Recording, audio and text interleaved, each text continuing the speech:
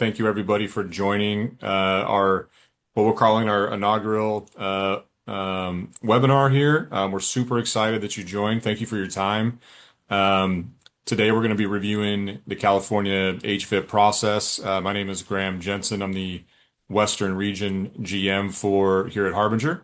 And with me is Colin Lay, our National Grants and Incentives Manager at Harbinger. So he's going to be walking you through, the details of HVIP, and some of the processes behind it. And so, Colin, if you want to just jump to the next slide real quick, we'll dive right in and start letting you get into the content. So we'll just wait for the next slide. So we're really designed this to be, walk through some details for about, 30 minutes, and then leave some time at the end for some Q&A, get a chance to get your questions out and let us answer, any questions you have. So Colin's just going to dive into kind of the HVIP 101, current state, landscape, and just kind of get everybody up to speed on that part.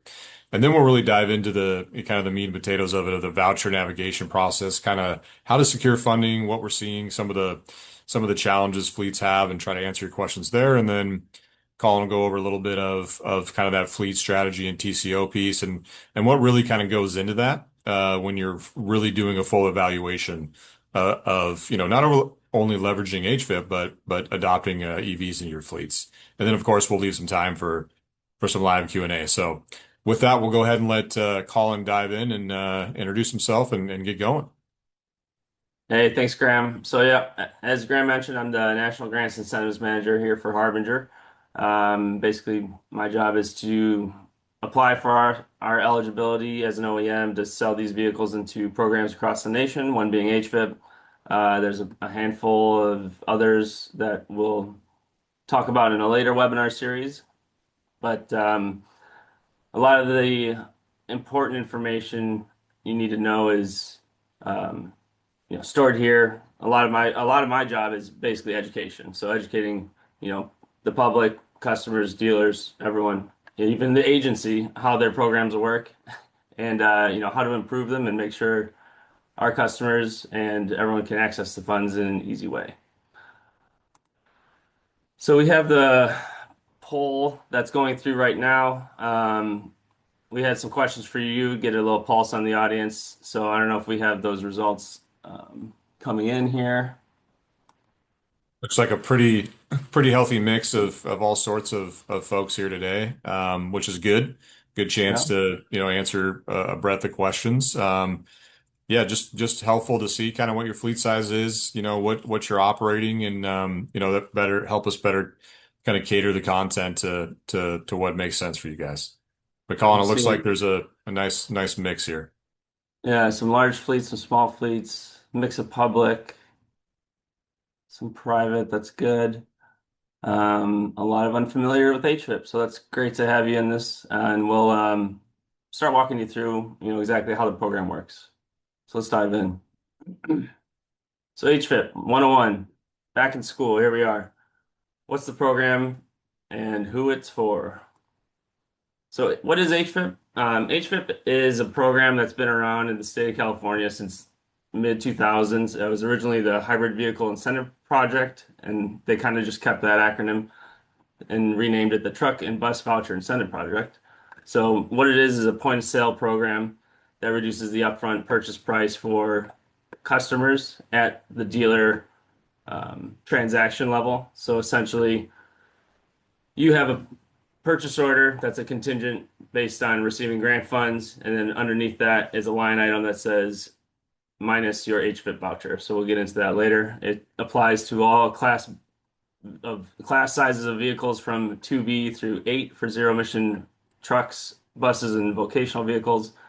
And it is available on a first come, first served basis where you can put in requests and fulfill that purchase and delivery within an 18-month window.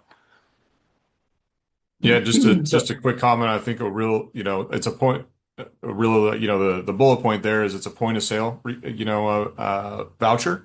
So it's really designed to reduce your purchase price of the vehicle, right, in your capital outlay. So not a rebate process. It's a point of sale process designed to lower the barrier to entry for the unit. Perfect. Thanks, Graham. So where we're at with HVIP currently, there has been $1 billion of redeemed voucher amounts that went towards customer purchases. Currently, there's about 100 million remaining in standard funding. There's about another 100 million throughout in set aside funds for public fleets, ISEF, drayage. But right now, we're going to be talking about just the standard funding that's available for the products that Harbinger offers.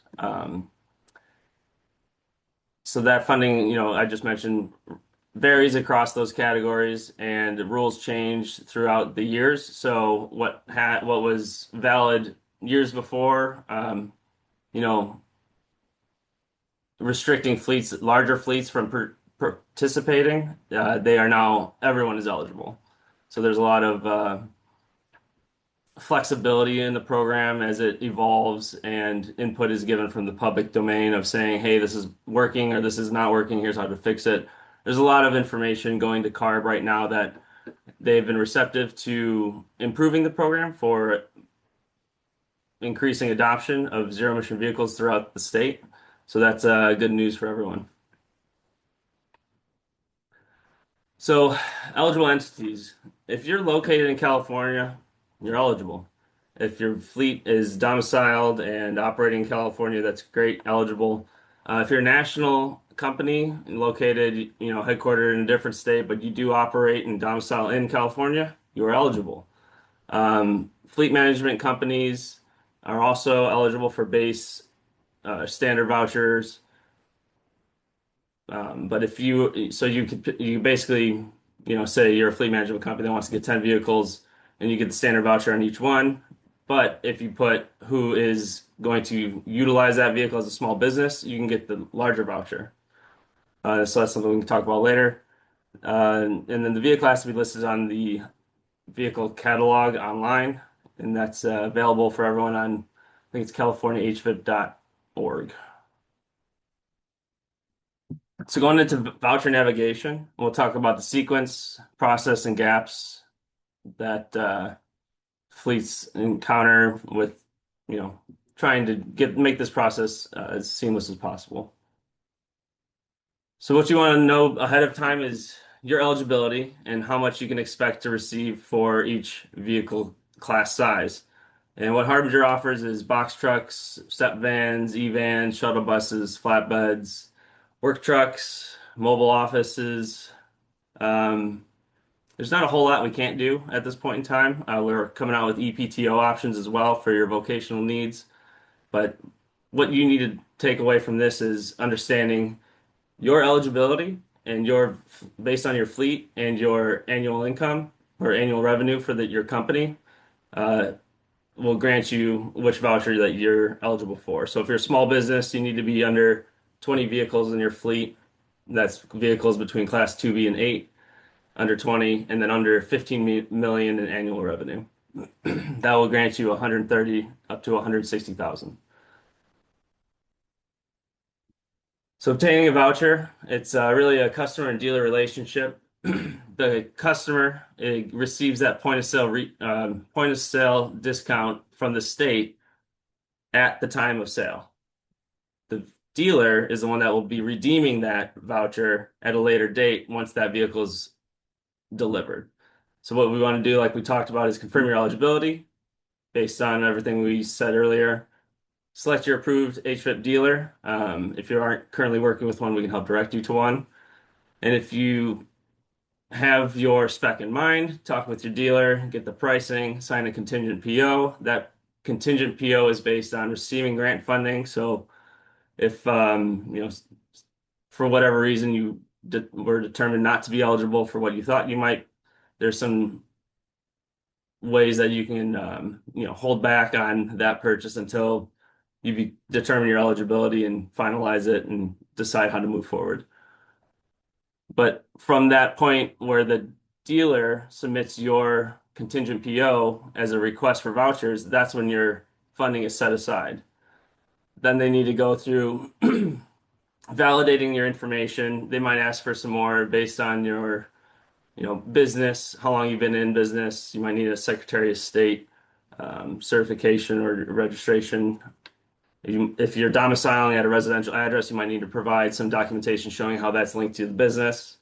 And then you also need to sign terms and conditions, some other forms for labor attestation, and you want to stay active and responsive to keep those vouchers in play because if there is any delay or if a voucher request from the HVIP team goes unanswered after 2 to 3 weeks, they have the right to cancel that voucher on you. So you definitely want to make sure you're on top of things and emails aren't going into spam folders and just making sure that you work with your dealer to ensure that process is seamless. And once that voucher goes from set aside to confirmed, you have a confirmed voucher. That's when you deliver. That's when the vehicle will be, delivered from that point on. And then once you receive that vehicle, register with the state because that will allow the dealer to submit the registration information to redeem that voucher on the back end. So everything's set up for you as a customer to receive this discounted voucher from the state up front, and the dealer will redeem it in the back end at a later time after delivery. Yeah, Colin, maybe I can just give a brief overview as well. So the really important takeaway here is that as a fleet, engaging in a purchase, the HVIP process really has information up front that they want to gather just to kind of confirm, fleet size, operations, and really just kind of check the boxes for the state's criteria for that funding, right? So that information is then taken by your dealer of choice and submitted into the HVIP system to earmark funds for you. So all that process, the beginning work is really just getting your ducks in a row with documentation and what HVIP requests. And it's super helpful to have that ahead of time when you're ready to start engaging in a purchase. And then from there, the dealer will work directly with the HVIP process and submitting the information and securing your funding. And why this is important is because then the PO actually comes back to you as a customer, as a fleet, with the reduction of the HVIP voucher. So again, point of sale reduction rather than the PO being at full purchase price and then a rebate later. So the important part here is the dealer will be working with HVIP on your behalf and then present you with a quote and a PO that has that HVIP voucher amount reduced, right? So it is at a point of sale that happens. Once that information is submitted in HVIP, then HVIP will secure those fundings, and then when you're ready to move forward with the dealer will finalize that process and ultimately close the deal with you and deliver the units. And so the process can take a long time. We have written here 3 to 9 months. That's because that happens at times, and it's important to note that there's potential of those time frames. But I would say, and I think Colin would agree, that we're seeing these timeframes turn quickly. HVIP and CARB, who manages HVIP, are motivated to, get units on the ground, get units out there, especially those medium duty use cases, which Harbinger produces. They're very motivated and they're partnering with us, and we're seeing those timeframes condensed, quite substantially, which is very exciting news. But also worth noting that some of these lead times can be a little bit different than your standard, diesel purchase. So it's one of the reasons we're having this webinar. One of the reasons we're kind of trying to give this background is that if you work ahead of time with documentation and you work closely with the OEM, us, Harbinger, and the dealer, we can really shorten these timeframes and really help you through the process to get to the end funding and ultimately get your units faster. Perfect. Thanks, Graham. So some of the process challenges that we see, in the past, customers are unaware and think that it's a rebate. How do I get this on the back end? Well, it's not. It's a point of sale program, so it happens at the front, and then the front end, just like Graham was talking about, reduces your upfront cost.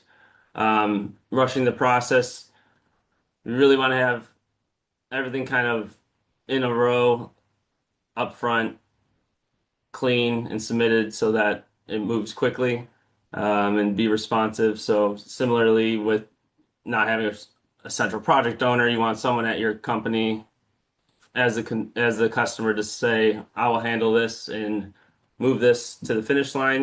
That's your fleet manager, your purchaser, accounting, VP, president, whoever's going to be the most responsive. Someone needs to take ownership and make sure that nothing falls between the cracks. And then missing documentation. You really want to be able to have that at the beginning of the request. You need your CA and DOT operating numbers and financing information if you plan to finance, and other documentation is requested. Yeah, and I would say, real just add to that, Colin, I would say it's, much like a normal, diesel purchase, right? You really want to, when you're prepared to, start quoting and engaging your dealer, you really want to make sure your financing, your documentation is all in place. No different here. I think the HVIP process, the documentation they ask for is very, very similar. It's just there's another party involved, right? So you've got more stakeholders involved in the process. So what we've learned that really allows fleets to be successful through this process is to have somebody who kind of centrally manages it, right? There's more players involved when you get talk about infrastructure, charging, municipality, powering, all that stuff, right? There's just more involved, and we've really seen fleets be successful when they really identify somebody to kind of manage the process.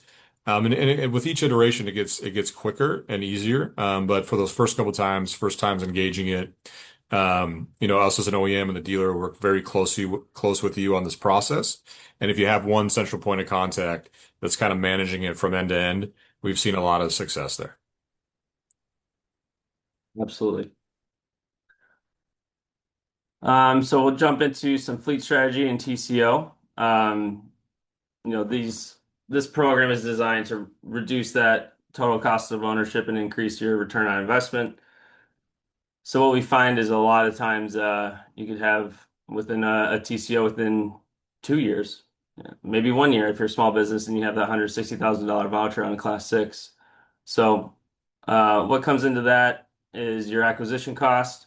So it reduces that upfront CapEx purchase.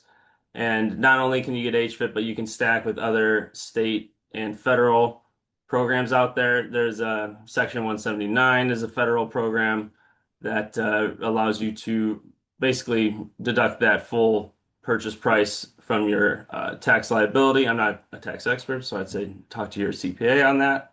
There's also utility rebates that you can stack, especially for energy costs, reducing that.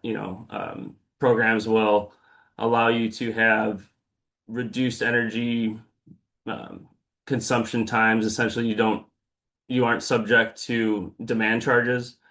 So I'd say look into, what your local utility offers, and we can help you with that.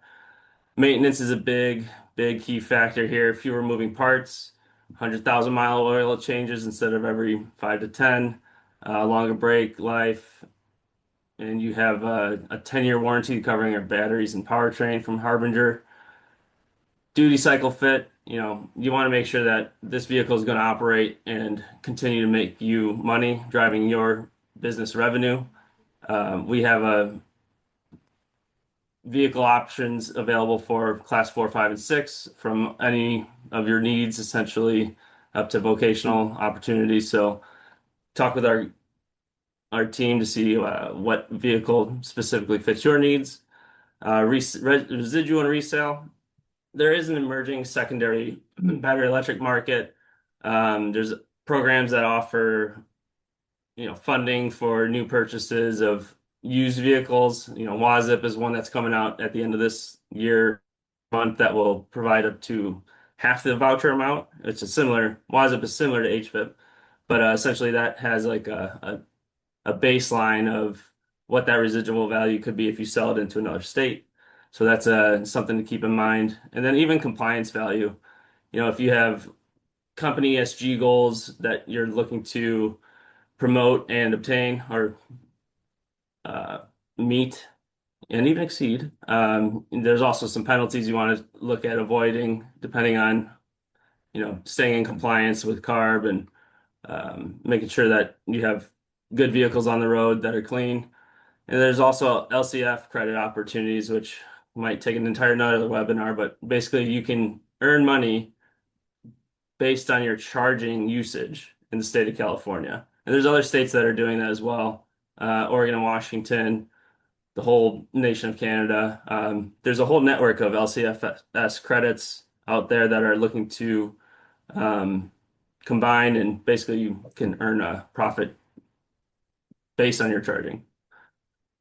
Yeah, just to maybe to add to that, Colin, I would say, to Colin's point, right? HVIP is acquisition cost. It's designed to lower the barrier to entry to adopting EVs, to getting EVs into your fleet, and it's a powerful tool to do that, right? And but there's a lot more to it when it comes to really being successful in this process, right? And I jumped down to number four, duty cycle fit, right? I think it's extremely important to make sure that we're matching range, payload, the charging windows. We really make sure that that duty cycle fits and makes a lot of sense. And we're seeing, being in the medium duty space, that first last mile, the range that's in that space is a fantastic fit.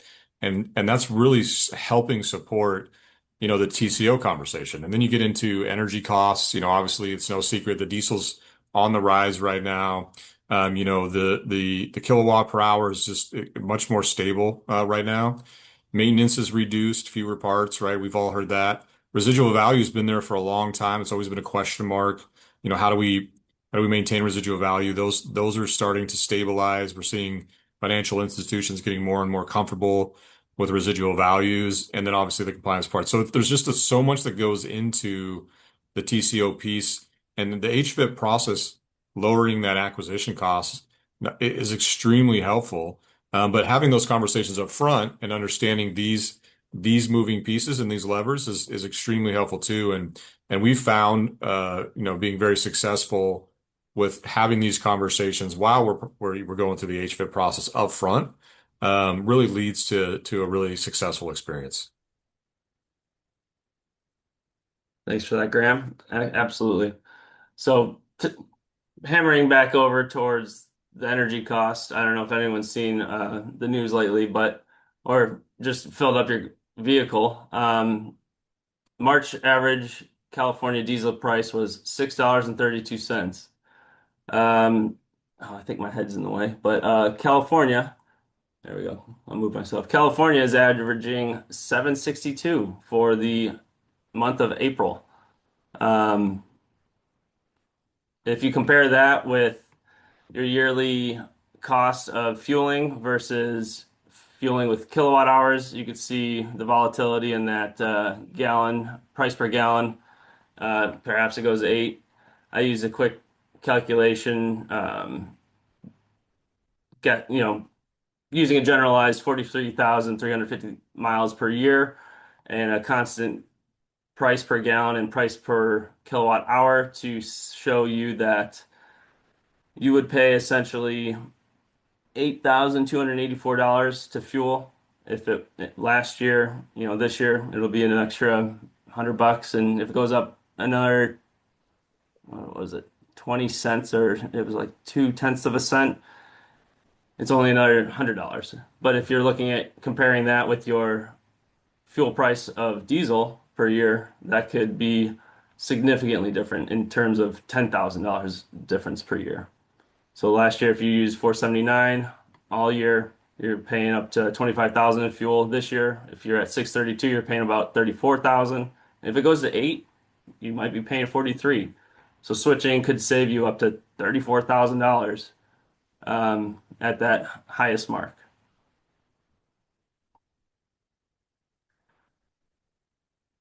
So what we're looking at for next step, what our task to you is, take a look at your fleet inventory in California and understand, you know, routes that are going to work for battery electric. We can walk you through exactly how that works. So understanding what vehicles you have in California, what's your oldest vehicle, because once you understand other programs that are scrap and replace, you can stack with HVIP. You really need to see a full, complete profile of your fleet in California to understand how to stack and utilize other programs.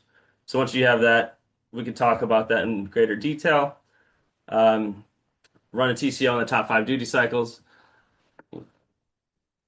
the ones that are most consistent and route consistent, depot based, return to home, charge overnight. Those are easy wins. And start with the easiest in the top of that list. So the one that will validate the economics and unlock internal approval from your company to continue your fleet transition to electric. So the first one's always the hardest. Everyone after that becomes easier until you realize it's just like plugging in your phone at the end of the night to recharge for the next day. And then again, stacking grants and incentives. There's I there's probably 40 different types of programs in California alone that you can stack. Sometimes it gets a little nuanced, but a lot of times you can really see a huge benefit. And even when you stack local utility programs, that'll further reduce your capex and operating costs and can result in an ROI of under 1 year.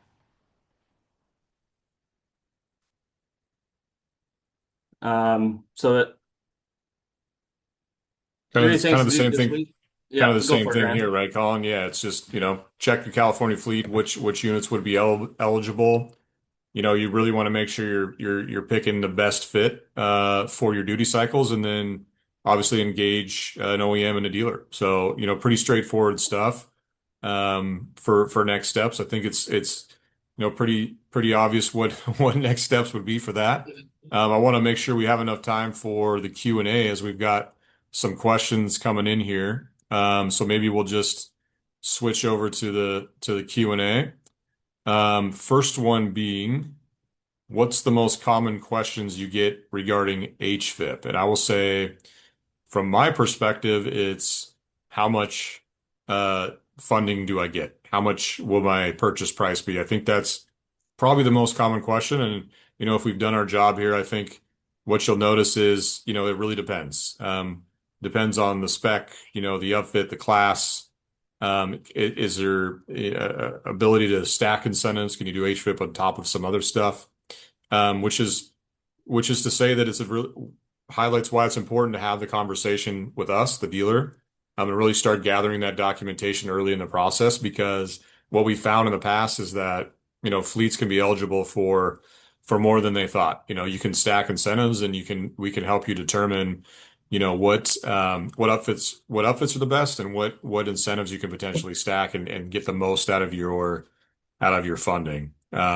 Which will lead me into the next question, which looks like Colin is typing an answer to, because it's kind of part of this, right? Is the outfit is ultimately going to be a part of the cost of the truck, which is what we will ultimately reduce the value by, right? So if you see that up to 160K for funding, let's say your outfit, all in, I'll just throw random numbers out. Let's say your outfit all in is 200,000, then your purchase price would come in at 40,000, including upfit. So the upfit is included in the PO and the ultimate quote, and HVIP will be applied to that. I will say though that will not cover taxes and fees, so that 40 grand is for the vehicle purchase, and then your taxes will be based on the original quoted price uh, without the voucher included. So you'll be taxed on the 200K.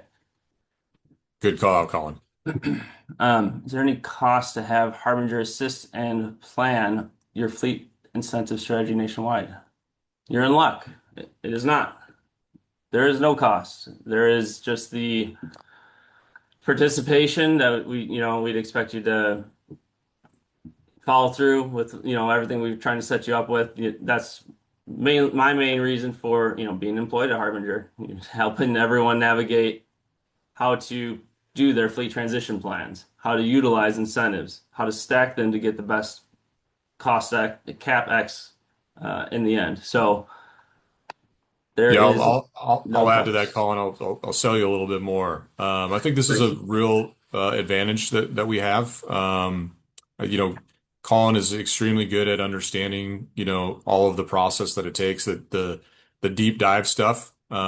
He's done it for a long time. He understands not just HVIP, but all of the incentive programs out there to a very deep level. So one of the things that I think that a value that we bring at Harbinger, that I'm very proud of personally, is that consultancy, that partnership in putting together this strategy for your fleet in a very business partner approach, and at no cost. So to Colin's point, we're happy to work with you to do that.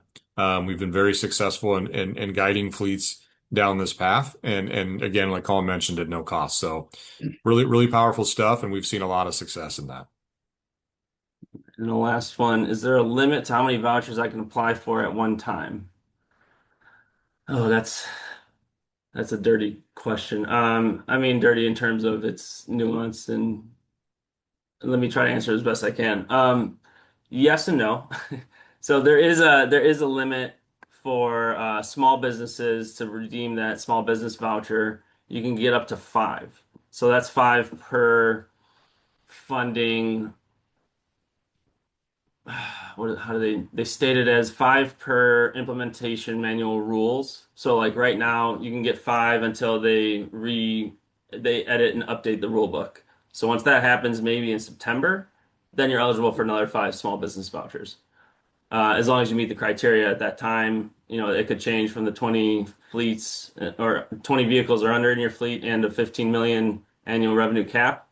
It probably won't, but that's something you can kind of determine at the time of when those new rules are out, and then you can plan to either reduce your fleet size by decommissioning or selling off some of those assets to get down to 15 vehicles and then get another five.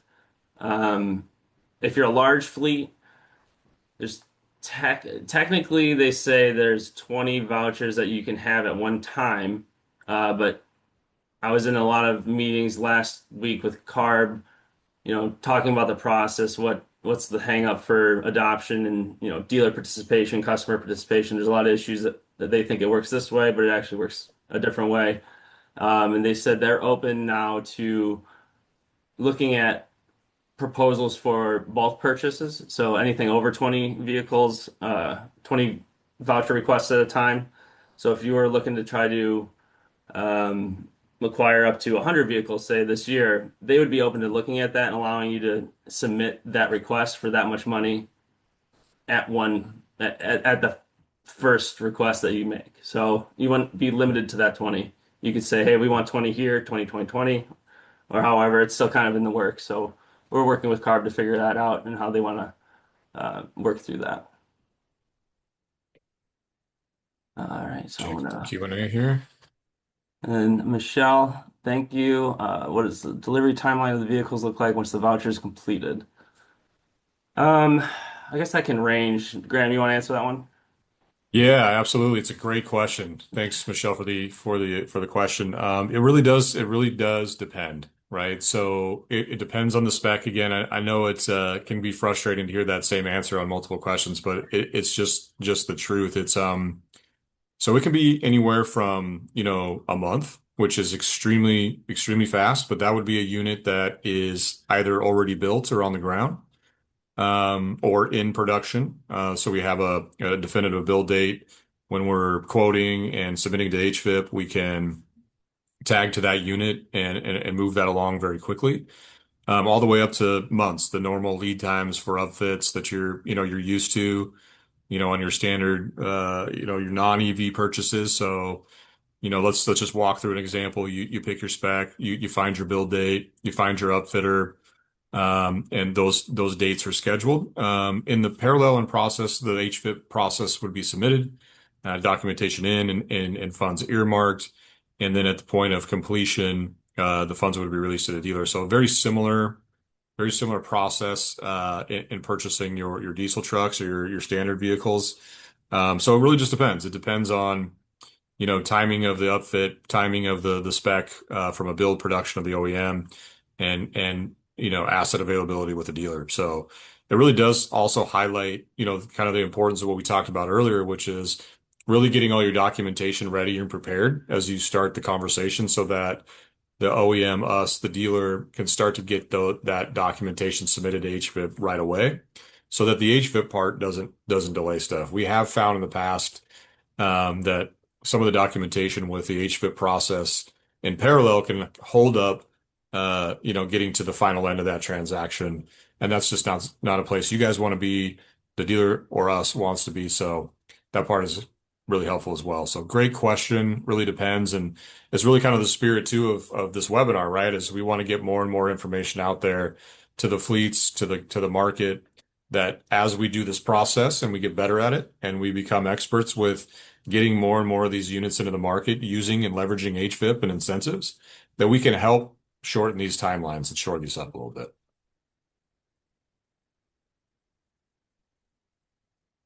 I think that might be the last of the Q&A, Colin, and we are kind of getting close to the time. So maybe we'll wrap it up here with a thank you to the attendees.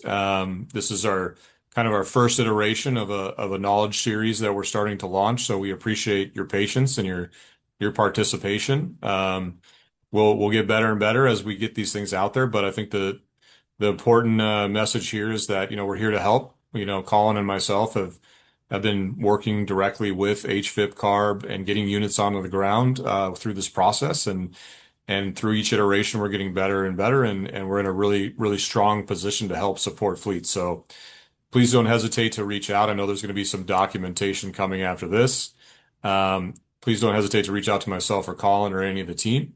I appreciate it. Fantastic. Thank you, everyone. Thanks, everybody. Have a great day.